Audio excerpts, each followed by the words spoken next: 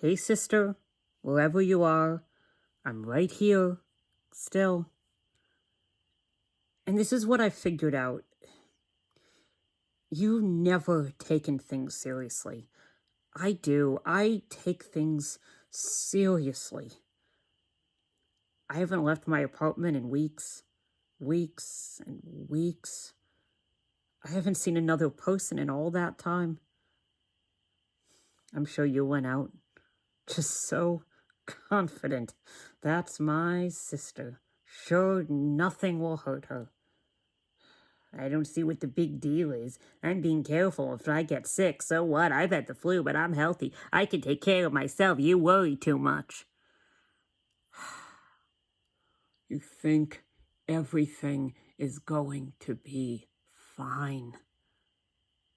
But things will hurt you. That's why I'm still in here. We're supposed to shelter in place, and that's what I'm doing. And if I'm doing it, I'm going to do it better than anyone else. If we should have supplies for 2 weeks, I'll get it for 2 months, 2 years. I'll not come into contact with a single soul. I'll be an island in the middle of a crowded city in a tiny apartment removed from everything. When I've needed things, I make the delivery person drop them at my door. I handle everything with gloves and a mask, sprayed and wiped it all down, Lysol and bleach and sanitizer, and then put it in my closet. My closet I call quarantine. Everything stays in quarantine for 2 weeks, and then I can use it.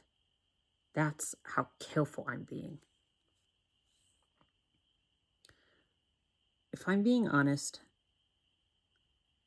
it started to feel like I'm the only one who exists. When things just show up at my door.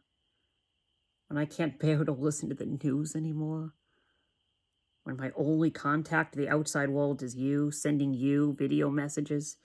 And you don't really send anything back. You were never good at staying in touch. Not with me. I was made for this life. I've been practicing since I was a kid, staying in, reading books, playing games, in my own little world.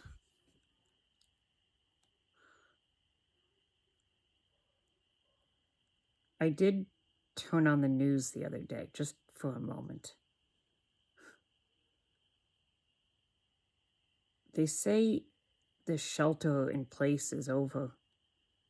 Can you believe it? The nerve. They say we can come out now. The president said it. But who can trust what he said? He said it before, and there was a spike in cases, and we went back in. Do you remember how awful that was? The spike in cases, so much needless suffering. I don't know how long ago that was. Every time they opened, another little spike. This isn't going away until we solve it.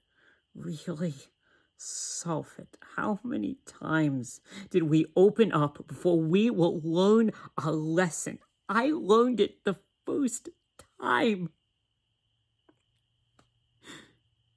The world is dangerous. The world can hurt you.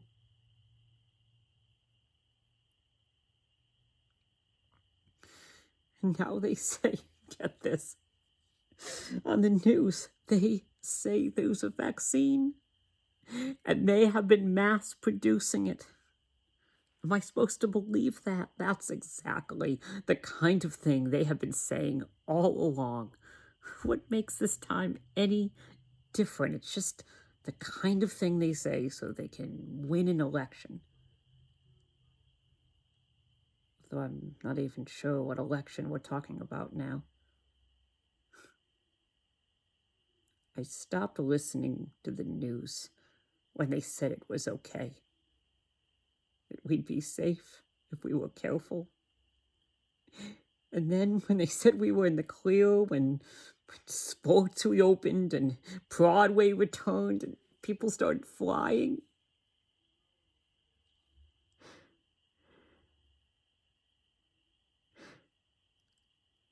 I think it's been years. That's right. It's been years. Sis, I have to remind myself. It's been years. At least 5 years. That's when it happened. But in all that time, I've kept sheltered. I've kept safe. I didn't go out that whole time, not even when you got sick. That's right. That's right. You got sick. You were sick. And I stayed here inside. What was I supposed to do?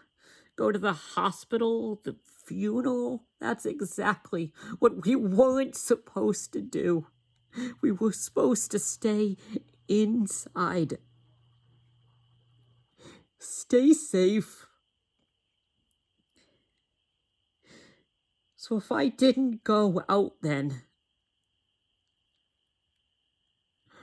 I don't know how I can go out now. They say it's okay, that we'll be fine,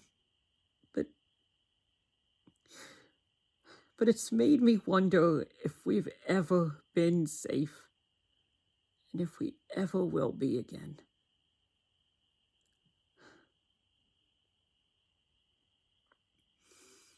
I love you, sis, wherever you are. I'll be right here.